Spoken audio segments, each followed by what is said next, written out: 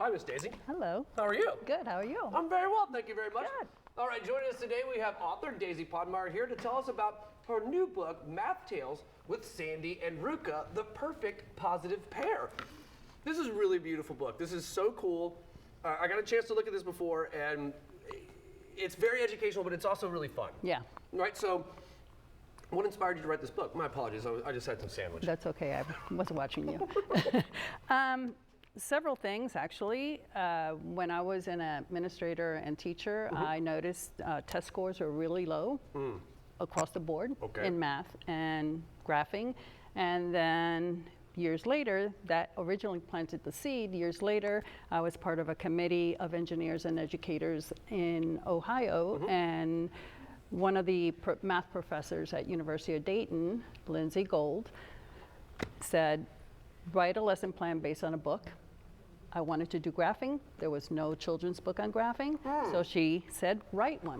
That's awesome. So you filled the need. Yeah. That's cool. Okay, so why this book versus, maybe a shareable lesson plan? Well, a book is a story, so people learn by stories.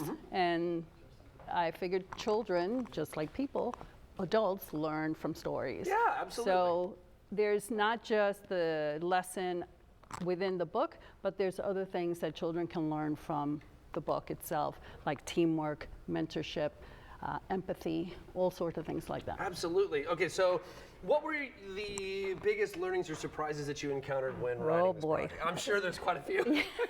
There were. Trying to break into publishing a book was hard for me, kind of intimidating. I tried the regular avenues, big publishing companies, didn't get anywhere, and so you went DIY? I did. I did. Self-publishing nowadays seems relatively easier, and that's the route I took. So that was one of the things. And the other thing is I am not an artist, so called on an old friend, and she agreed to illustrate for me. Well, she did a fantastic job. She it does look great. She's a great artist. Yeah, okay, so what did publishing this book mean to you personally, right? And how would you define success? Children, when you see the happiness that comes when a child learns something in a fun way, that to me is success. Yeah. Going to schools and presenting the book, reading to children, and then seeing that they can do an activity that usually is brought into older grades, and they do it at a young age. Yeah. That in itself is great. I've been to 2 different schools in Ohio and in Jacksonville, in classrooms, and brought the book, and kids love it. That's amazing. What age would you say would be, what's the earliest age I should start with this book?